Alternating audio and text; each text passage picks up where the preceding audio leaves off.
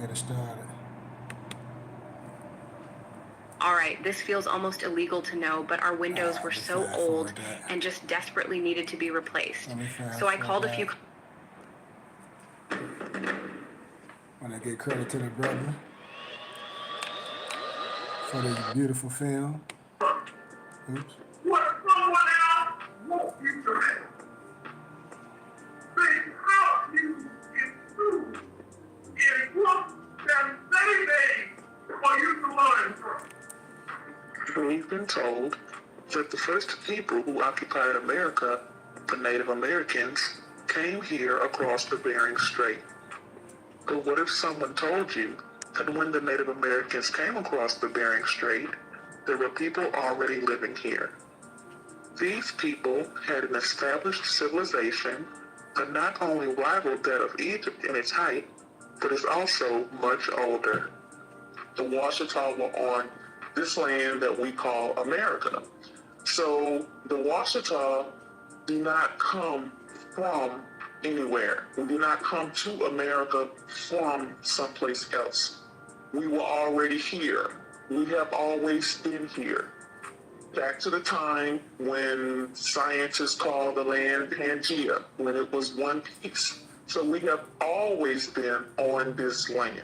And I'm going to tell you about the regional people not only around the world, the regional people here in Louisiana are the oldest people on earth. Did you get the difference from the oldest people on the planet right here in Louisiana? Never ever sue the driver who crashed into you after a car accident. Ah, come on. There's a better way to get compensated that's faster, easier, and could get you way more money. I ain't gonna come that fast. Peace, God. Peace, God.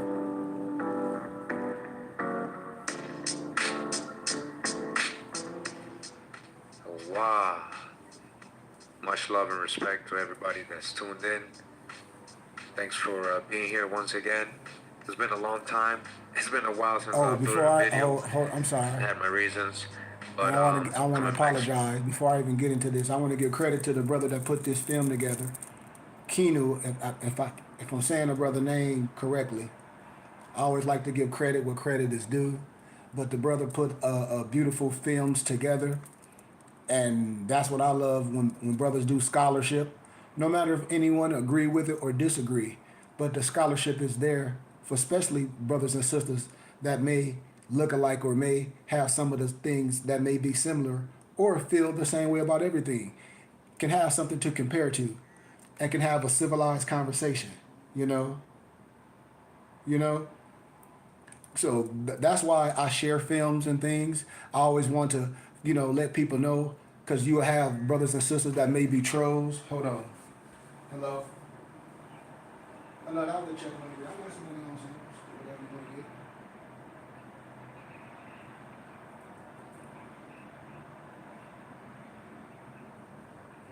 Okay. Let me know. I'm playing this stuff for you. Okay, let me know when you get back. No, I'm at the house. I thought I was playing the film. I'm playing a film. Playing a film. A film. Yeah, on the laptop. Yeah, live. You got some snacks? Alright. Sorry about that, family. But I just wanted, like I said, brothers and sisters, when you on my page, man, I hope you're here to learn. I hope we're not here to argue or say this, that, and the other. I hope you take everything with your wisdom and research it and go from there. And come to my page or anywhere else is a safe place. But my page, this is a safe place for us to have these conversations. and I share things with everyone. And any book that's being discussed, I have them all converted to ebooks if you want any of them. Strong.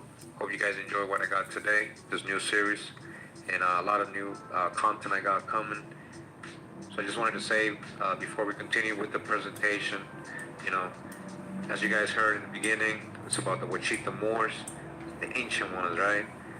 What I want to do in this first part is just let the Washitaw Nation and their members, the Queen, the Empress, Verdiashi, speak themselves and tell you who they are themselves in this first part, especially with those who are not familiar.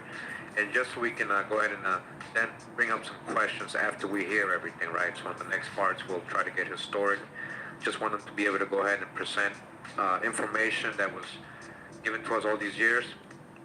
I did want to also include that a lot of people told me that they knew the members of the Washitaw Nation or family members, and I did ask them if, you know, they can have them come on these presentations and give their part in it, their genealogy, help clear up some things, you know, historically, so we can put it all together. If they need help with anything, or if they can help me with some of the research. And, you know, they came back to me. One of the persons told me that they didn't want to be a part of it. So just wanted you guys to know that I did try to reach out when people told me they knew them and if they could ask them to be a part of this. And I never got any answer. I told them I was going to do it anyway, so I just wanted to include them if possible. So I just wanted to make that clear, because I know a lot of people are going to say, well, why don't you contact your people? You're talking about other people's history and stuff. And, you know, I just try to approach this, you know, historically. And we try to do the genealogy as well, based on the information that is public, that is actually written in their own books, you know, their own genealogy there. They state who they are, their full names and everything. So I hope you guys enjoyed this presentation, again, about the Washitaw Moorish Nation.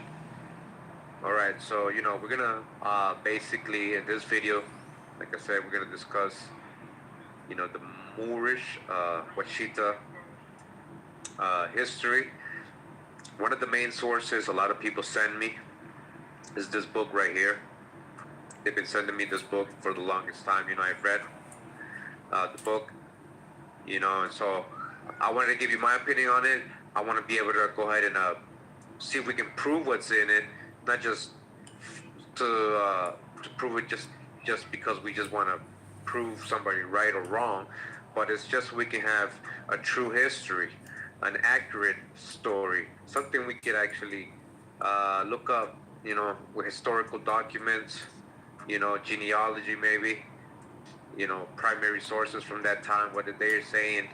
So, you know, what is truth, what part is conjecture, what part is doctrine, what part is Nuwabian, what part is scripture, Old Testament writing, what part is actual historical information you can look up, you know. So that's what we're going to try to break down. You know, again, this ain't to try to make, to go at anybody or any people, any nation or whatever, any organization. It's just we can try to get a clear understanding of it if we can. You know, and this book is, again, is called Return of the Ancient Ones. All right? The true history uncovered of the Washitaw de Modia Empire, Empress Verdiashi of the Black Washitaw Empire. It says here the state of Louisiana was originally stolen and illegally sold as the Louisiana Purchase. The land is the stolen property of the ancient Black Washitaw Empire, the ancient ones, all right? The ancient ones, the Washitaw file, it says here. So the ancient ones. So anybody who's an ancient one, all right, it's the Washitaw. And then we got here black, you know, we got a cream color here. So we know what they mean, you know, we know the ancient indigenous people maybe of this area of Louisiana. The old inhabitants of this area of Louisiana is what I'm interpreting from it. So is it just about them? Is it the story just about the ancient inhabitants of this area of the world, Louisiana? Or what exactly are they talking about? You know, so those are the kind of things I want to look into. Let me see if we can get zoomed in right here a little bit. It says, Return of the Ancient Ones, the true history uncovered of the Washitaw de Modia Empire. It says here by Verdiashi Tiara, Washitaw Turner, Ghost and El Bay, Empress of the Washitaw Nation. And this is back from 1993. All right. So a lot of the times I get a lot of people, come at me in the comments and the videos that I do in an upload, and they come with this idea or these teachings, doctrines, cultural background from like a perspective from 1993, like in this book, right? So let's say a person reads this book in 1993 and just keeps reading it for the next 20, 30 years, you know uh, only, and they didn't advance from there, or didn't try to connect other things, or try to see if what can be factual, what can be proven. So a lot of times I respond to people, why we're not in 1993. We try to be able to at least research, investigate it on our own, with our own knowledge, with our own oral history, with what the new information that's coming out. We gotta sometimes empty our cup, and maybe there was something missing there. Maybe there's a deeper understanding that needs to go on here. And again, I'm just an individual, and I'm not coming at anybody. I'm just trying to show you what I investigated, what I'm concluding based on the information that I can pull up and see. It says here, dedications in honor of the Most High God. This book is dedicated to, says here, my only son, Mr. Frederick Joe Washington, the grandchildren, Frederick N. Washington, Wendy Farika Washington, Eric Washington, the daughters, Matilda, Francis Butler, and all these people right here, the grandnephews and all that, the descendants of Annie Turner Washington and Fred Houston Washington, my paternal grand, Isham Washington, Delphia Kim Washington, and my maternal grand, Joe Henry Turner and Matilda M. Turner. All right, so they have their genealogy, their whole history here, all right, mapped out for them. All right, so here we are on Ancestry.com. This is where you can basically create and build family trees, and I've been getting pretty good at this. Went ahead and if you have enough information, this is all public information. If you have enough information, especially, it's in that book we just read, right? So I was able to verify a lot of the information, right? The genealogy, all these people were listed there, all right, earlier, as I read. So we got the Gustons, and we got Verdashi, Empress Verdashi right here, Guston, right? And so this is the Guston line a little bit, and we ain't done. And then we got the her line, and we keep going, all right, to the Turners, and we have Isham Washington and Delphi Kim's here, as it was listed there again. All right, so we are investigating, and we are seeing the records so far, the close relatives. So we're trying to have a correct genealogy, correct history. All right, so we're here on chapter 2. It says here, finding the missing link. This is when it starts talking about the history and stuff. This is what we're interested, Now it says here, no, it is not given to mankind to tell the whole truth without polishing it up a bit, to get the sound effect that suits his lying fancy, to mislead his readers. There lie spells, Washitaw. The Washitaw nation are a black, so that's a crayon color, right? We're black, bushy-headed people like Solomon, who was black. All right, so now Solomon, now we're talking about Solomon from the Bible, right? Solomon, now we're talking about scripture. We're adding Old Testament beliefs here, right? So it's okay. I rock with Solomon. So bushy-headed people. All right, so were they all bushy-headed people? All right. And his head was bushy, so now Solomon was bushy too. Most likely. I recommend you read Songs of Solomon 1:5 and 6. His head, chapter 5:11. When the exploiters came, we were already here. All right, so somehow the Solomon, that verse in Solomon is related to them being there, anciently. All right, when God created Adam, he was smart enough. Yes, he invented reading and writing, as his creator was a writer. So we are now, Adam and Eve, right? The story of the first people in the garden, Eve, this is biblical, right? This is Genesis. So this is scripture, right? They're using Bible here, right? Adam wrote the books of Adam, Genesis 5:1, all right? So we're talking about the books of Adam. We're talking about the apocryphal books, I guess. I know I'm down. I've read the apocryphal books of Adam. It says Genesis 5:1. God wrote the commandments on a table of stone when he wrote a pattern or the blueprint on how to build a mound for our people. That was very interesting right there. All right. So now we're talking about Moshe. All right, and we're talking about commandments, the 10 Commandments, keeping the code. We're talking about keeping the code.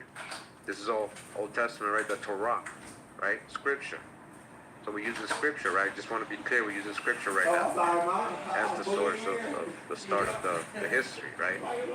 So now the mounds, all right? Now that makes sense to me, the mounds, you know, because I know that in the scripture, since we're using scripture, I know that the Israelites and many other people built on top of high places. They built their temples and stuff in high places. That could be a mount. The mounds built by God's blueprint is right here in the Washitaw of Dugach Modia, Exodus 20:26. Back in the book of from the Empress Verdiashi, when she wrote back in 1993, published at least, it says here now, little Sig, half-starved Diego, couldn't by no means pilot a ship. So remember, they were just talking about her ancestry, and then chapter 2, finding the missing leg, right? We just left this.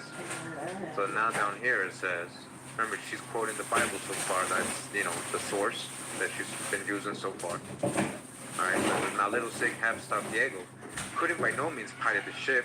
In fact, that was not his name. See, Columbus law. I do not want to take from an innocent child. All I want you to digest is the fact that Pietro el Negro, or Peter the Black, N-word, was the pilot or navigator of the Nina, the lead of Mr. Columbus' ships. All right, so she's letting you know, this is a fact.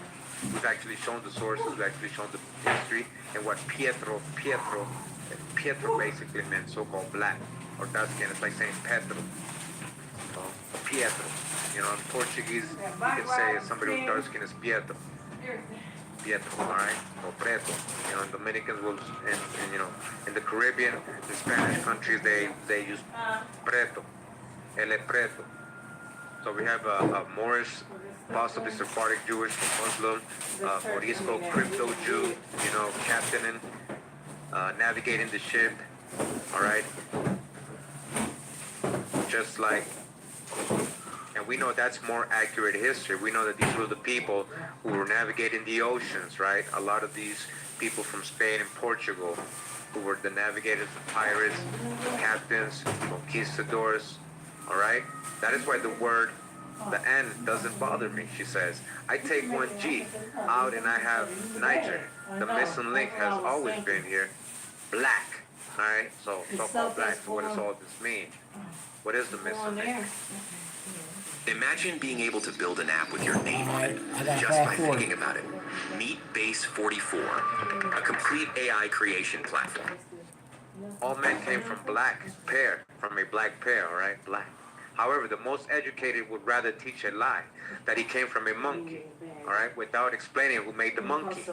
The white lies about the missing link stinks, all right? So yeah, definitely, I don't come from a monkey, all right? Definitely, that Darwinism stuff, I don't subscribe to that, so we can agree on that, all right? What Columbus did find was a city of black people who fed him and gave him gifts, all right? Crayon-colored people, all right? Copper-colored tribes of America. Gold and cotton cloth. When Columbus actually got here, he describes the natives, right? Very similar to the Canary Islanders. Gold and cotton cloth, which they, the blacks, had manufactured. I can imagine his surprise. All right? What in the world is that skating across that water? A big fish? A skip or what? That must have been the question. Men, black, where are we? Back in Africa? That must have been their reply. So again, must have been, so a lot of this is conjecture, right? So where did Columbus and any of them say they were in Africa, right? They were always saying they were either in Asia or India, right? They thought they were in Asia and India. That was the so-called story, right? So again, a lot of conjecture in here so far. We've used the Bible as a source. And now, black, brand colors all over the place. It's all right. We respect it. It was 1993. I understand what the Empress is saying. People of color were definitely over here when Columbus got here. But Columbus and all these people, so-called Columbus, right? We're digging already on the real name. I got a future video on this. Very good investigation we're doing on the so-called Columbus. What's his real name? His alias. We got his alias. We might have possible real alias for him. All right? So, but this person, so-called Columbus, right? He was a person of color too. These Spaniards were people of color too. Just like the French noble they're about to tell us about, all right? In this Moorish Washitaw origin story, especially with the land grants, the land, right? We're going to learn. So again, we're going to continue. It says that must have been their reply. That must have been. Maybe that's what they said, right? No, where are we in Africa? Why would they? They knew where they were. Our imaginations can play with us on the reactions in 1492 AD. The real truth is in Columbus Sea Log. All right. So, like, that's a good point. We can just guess and conjecture all we want, but we got primary sources. We've read a lot of them. We've read the whole travel when Columbus got here, what they were saying. Each island they arrived and how beautiful it was and all the fruits they can eat and like Eden, a paradise. The people were living like in the golden age. We read all this. We read first-hand accounts. It says Pietro el Negrito, that is Peter the N-word, right? The pilot or navigator of the lead ship came on deck to take control. No one bowed to the sailors, as history tells us. Of course, history can say it the way they were pleased to write it, as it was his story. It would have been much easier on all of us if they had just written the plain truth like Columbus wrote it in his sea log. This king, who was black, did not come to a common ship, Admiral. He begged Columbus to come to him. In this city was a factory that made cloth from cotton. They gave the hungry sailors food, sea facts from his log, with mad proofs from our Columbus and his own words. All right, so where is the log? Now I'm asking you, everybody, now I'm being very, very sincere with you. So far, what sources have we used? Right? And what is the log? Where is this log? We've read a lot of his first-hand accounts. We've got numerous books on Columbus. We got his letters. We got his brother's letters. We got the people who were navigating with him, like this Pietro. We got his, all their documents, all their whatever they recorded or whoever recorded for them, right? Supposedly, what we can at least look at and read. And books from the 1700s, 1600s, 1800s, a compilation of the letters and the books. The journey, the journal of Columbus. So when she's saying the log, where is the log we're talking about? He said he ran into a king who was black. He said black, right? Now he said there was a factory making clothes. Why not? But where is the source for that? Like, I want to see what Columbus really said. They gave the hungry sailors food. We know that. We know the indigenous people fed these people and a lot of times helped them survive. Now, it says here, continues, why did history lie? It was his story. And he told his story as he wanted the reading public to believe it. The lie goes or runs a long time according to folklore. But finally, the good old truth overtakes and boxes its ears. Right? So yeah, I can agree with that. But who's really got the narrative? So who's to say who's really right? Anybody can tell the story. We're talking about just stories. If we just talk about stories, anybody can just make up stories, right? But we're not talking about stories, right? We're trying to get factual here. Because the truth is the real missing link in his story. Taught to our children, black and white. When the truth is left out, history becomes a lie, a whitewash lie. That is where the statement, little white lies, came from. His story, his lies. The missing link is the discovery of America by Mr. Christopher Columbus. This discovery is so full of lies. If you would try to eliminate some of the lies, there would be no discovery to read about. The links have been left out of the chain of discoveries to make a sound effect that makes good reading. A white lie does not make it a righteous lie. The white lie is worse than all black lies that have ever been told. So now we got lies in crayon colors too. This lie is a white man's lie, his story. The white woman was not written then. They were not allowed to sell or discover then. Mr. Columbus was not a stranger to so now looking back at history, has everything really been about the white man hiding everything or just the whitewashing? Yeah, we got heavy whitewashing, definitely. But that could have happened a lot more recent, But we do have a lot of heavy whitewashing, But a lot, again, these people we thought were white, I'm sure at this time he was writing like all these people, Christopher Columbus and all these Spaniards and all these Portuguese and all these Irish and all these Scottish and English, Dutch, Germans. I'm sure she thought they were all white. It says, Mr. Columbus was not a stranger to black men. He was from Spain. and he got his knowledge of the sea from black men. All right, so now we can correlate this, right? We know Spain and Portugal was Iberia. We know, these were where he left from, the ports he left from. We know these were Moorish towns, Moorish ports that they left from. We know that the captains and the navigators, these were Moorish people, Sephardic people of color, or using Moorish people, Muslim, crypto, Christians, right? They were calling themselves Catholics. They were cryptos.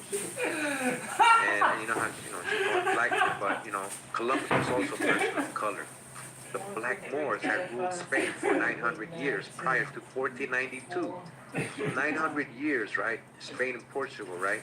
And you think in 900 years they didn't multiply? How do we multiply today, just in our own little personal families? Now imagine for 900 years. Prosperous. A lot of families, very wealthy, prospering, multiplying. And you know what? What she calls so-called Black Moors, multiplying in Spain. It says the admiral on the lead ship was Pietro el Negrito, or Mr. Peter, the N-word, as he was called even then. That is the reason why the word does not rock my boat. Even a stupid person would know that a little sick boy named Diego did not navigate the lead ship. He was undernourished. He had no mother. Forever on the go, half starved and looking for someone to finance his father's voyage. They had no money. Diego's first attempt to pilot would have led to mutiny. It was Pietro who found them half starved and fed them. See this property on Craigslist for $4,300 a month? Well, it's been sitting empty for the last 28 days.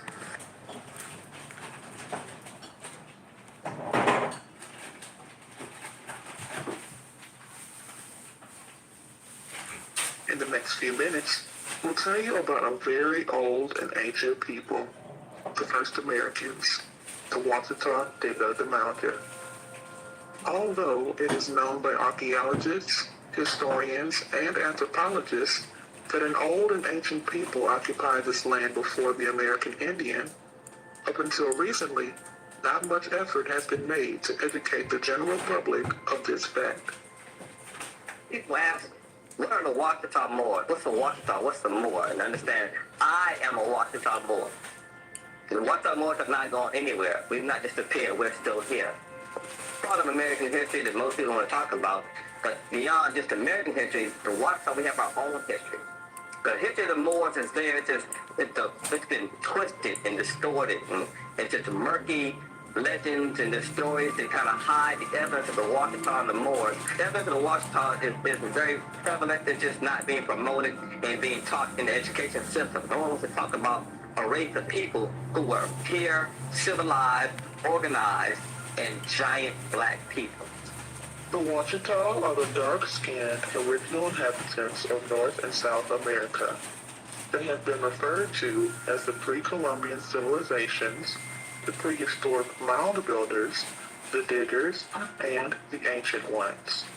Certified legal documents of colonial and Spanish and French explorers identified the Washitaw as the ancient occupants of America. The Washitaw Nation are akin to the Moors of Northwest Africa and are responsible for building the highly advanced geometric earthworks and sacred burial mounds found all over this continent. People always ask, who are the mound builders? When did they exist? The mound builders are the indigenous original inhabitants of North and South America. The mound builders did not exist in a vacuum in one time period. We have always been here, and we shall always be here. Modern science teaches that all the continents on the Earth were once connected in a piece of land. They call it Pangea. Washitaw history actually says the same thing as do the scriptures. The Washitaw, the indigenous people of this land that we now call America, were on this land when it was connected in one piece, when this land was connected to what is now called Africa. Poverty Point, located in Pioneer, Louisiana, near Monroe, is recognized as the second largest earthen pyramid in North America.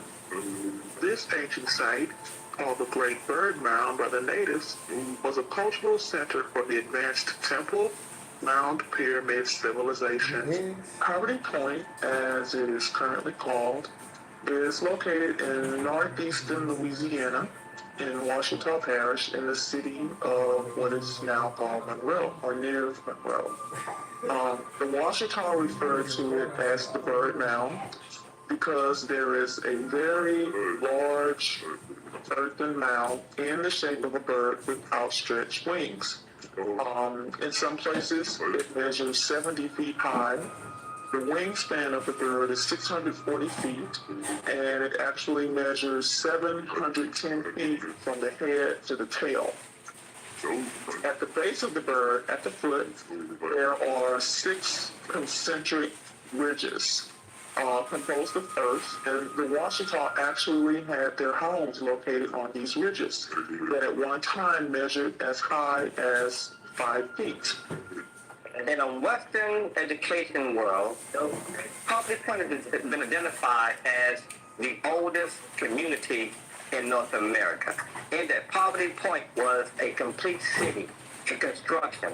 Its dynamics, its the civil engineering that went to design the city has been copied for thousands of years, and the community is in the shape of a concentric rings, several concentric rings, and these rings are duplicated over and over again in the U.S. Congress, where the seats are laid out, in the Roman Senate. You go to most entertainment venues, a theater, you'll find that modern-day theaters that are acoustically designed are in the same formation as Poverty Point. And Poverty Point being a place that is known to be as old as, or as young as, 12 centuries before the birth of Christ. We speak of Poverty Point of a time that wasn't supposed to exist. Poverty Point, at its height, not at the beginning, but at its height, was at least 1,000 years before any agriculture was supposed to have occurred in North America. So Poverty Point has served as an anomaly for years when scientists came in and argued that there's no way this could exist. As archaeologists go and do research, they don't even have a name for the time period that they find artifacts at Poverty Point. And what's more, at Poverty Point, not only did they find artifacts there that would date back 1,000 years, but they were enduring years, and that these people showed a legacy of continuous occupation at Poverty Point. In that, I mean that they would do research, they would dig down 1 foot, and they might find something that was 4,000 years old. You might just find something 5,000 years old. Further down, 6,000 years old. So you have evidence of a legacy of continuous occupation. A commonly known place right here in Baton Rouge, the Indian Mounds on LSU campus, is actually a Washitaw site that predates Poverty Point. We know that history has taught us in Western culture that Indians were a group of hunter-gatherers who supposedly came across the Bering Straits about 12,000 years ago and inhabited North America. And I'm here today to tell you that the mounds are not the product of an Indian culture. They're the product of the indigenous people, the original mound building, pyramid building, woolly head, black people who here today at LSU would explore some of the common history and mythology about the origin of the original civilizations in North America. Here the sign reads, hunter-gatherers built these 2 mounds 5,000 years ago. It was on to read, they are older than the great Egyptian pyramids and predate Poverty Point. Long believed to have been the oldest earthen mounds in North America. So here we have evidence once again of slight contradiction, but it's good because it says they are pyramids and predate the Egyptian pyramids in Egypt. Okay, before I go, we right home to Baton Rouge, okay, and show you some of the oldest people on the planet, right here. Okay, so right now, who do you know are the oldest people on the planet? Who's that? Adam and Eve? Drake Ness? Drake Ness. So, Drake Ness, okay. How old is Adam and Eve? Is that Adam and Eve? The Eve named Date? No. Okay. Now let's deal with some old people out here in North America, right here. This is an older kid. So there's the older kid. The oldest are thought to be some of the oldest people in North America. We're going to deal with this concept right here. The history of black civilizations in America, okay? There are several civilizations of black people who were right here long before slaves were brought over here, long before any Indians came across the ocean, long before any European explorers came across the ocean. There were a civilization of ancient black people in North America. History records the Olmecs as being the oldest civilization here. But let me tell you a little bit about some other people here. As far as we heard about history, Christopher Columbus, and getting Christopher Columbus our whole life, we know that this is a lie. Okay? There are several books, I'm not going to discuss Christopher Columbus. This is not true.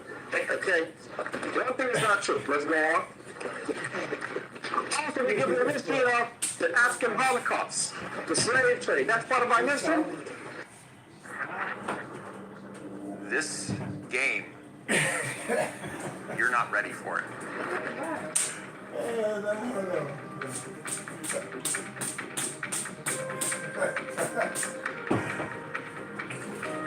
Hold on. My fault, y'all. My bad. The slave trade is not our history. We did not do the slave trade. We were victims of the slave trade. The slave trade is the history of Europeans, people up here, exploiting people down here. Okay? These people up here came out of the Ice Age and began to colonize these people and take all of our resources, okay? Then you have the continent of Africa. The continent of Africa is the only continent on the planet that is set into the soil, into the ground. All of the continents, South America, North America, Australia, Greenland, and all these continents drift. Africa is set in the ground. Okay? Next. This is the way it was at the beginning of time. All of these are what's connected. Can you see how South America fits perfectly into Africa? You have right here North America and Africa fit together. My mother in California talked about we didn't come from Africa. My grandmother was 6'3" woman, long hair. She came from what they call the territory, Oklahoma. She always talked about we was more than that. We was more than just African. We was more than just slaves, okay? Go next. Next, one more time. My grandmother took a time when the planet was called Mu. Today you hear European accounts of Lemuria, Atlantis, all these lost civilizations. We don't know who they were. These people disappeared. Next. And of course we have Africa. Next. An ancient word for Africa, a Moorish word, is Amexo. Next. Akidian is the indigenous name for the continent of North Africa. This is the name long before the European named Africa Civicanus renamed our continent. Here you have Egypt. Egypt is a Greek word. Egypt is a Greek word. We say a Greek word because if you go on the school, you'll learn the Greeks were the first civilization recognized in Europe. Up here, okay? Next. Ultimately, you will find that the very first people, Great West, the oldest one on the planet, 3.1 million years old. 3.1 million. This might be a problem for some people because I grew up in the church. I always talk about Adam and Eve being the first people on the planet. Adam and Eve. If you listen to any theological scholar, religious scholar, they'll tell you Adam and Eve was roughly 67,000 years old. 67,000 years old, and we have a black woman, 3.1 million years old, okay? And I guarantee she had a mother and a father also. And of course we have Europe. Europe is one of the newest cultures on the planet, okay? When we talk about Europe, we talk about the Caucasians, and we're going to talk, oftentimes right here, this is where Iraq and Iran is, okay? We'll do a little bit of geography for people who are not up in the geography. Iraq and Iran are right here. We'll talk that this is the cradle of civilization. Mesopotamia, so the Tigris and Euphrates rivers, okay? And we know that the people here were here for thousands of years. Ancient Egypt, ancient Kemet, Tamed. We have our ancient ancestors tell us that the oldest people in the planet came to our zenith in Egypt. And we actually began down here. And we began the Nile River, the foot of the mountain of the moon, which is called Mount Kilimanjaro. So understand, the oldest people on the planet come from here, and if you're black or white, you're African American. in America, okay? All the people on the planet started here. So understand the time when the world was like this. Next. The Washitaw people. Who are the Washitaw people? The Washitaw people are some of the oldest people on the planet. We were here in North America, next, right here, before the continents drifted apart. Understand, all these people right here, all this land here was once one landmass. People here did not need a boat to go over here. The British were taught constantly that somebody had to get a boat and go from over here to over there. The world is flat. Understand that at one point you didn't have to catch a boat and go across over here. Next. The Washitaw here, when the earth was called Muurs, and when the people were called Muurs, okay? Muurs. So there they said the word Moor, they spell it with two O's, Moor. It comes from the Latin word Moor, M-A-U-R-O, Maro, Maro. There's a word simply means black people. A lot of people would argue they want to be black, Negro, all these different names. And ultimately, Negro is what? A Spanish word for what? Ultimately, we're all black people. When it comes down, when we're getting jacked up, our views are exploited in some way, we need to become black. I am the Moor. Are there any Moors in the house today? We're all the Moors. We're all the Moors. Okay? Next. Here you have the Mayans, the Aztecs, the Toltecs, the more Mayans, the Olmecs. Here is where we are taught the first people in North America existed. Up here you have the Washitaw proper. Do you think it's possible that the people here happen to meet the people up here? It's possible, huh? Okay, next. Here you have, what's this right here? Where are we over here? Washita. That's the Washita people, right? What's right there behind there? What's right here? We got Lake Pontchartrain, huh? We got New Orleans. Now who they said was here? The Washita people? The Chawasha. We got the Wichita up here, okay? We got I think it's Coushatta. That is called Coushatta. The Washitaw people, okay? Tunica, Natchez, Biloxi, all these are indigenous people, indigenous black people. All this land here is the Washitaw. If you ever got a map of the United States, you got the Washitaw River flowing here, up to the Washitaw Forest, over to the Washitaw Mountains.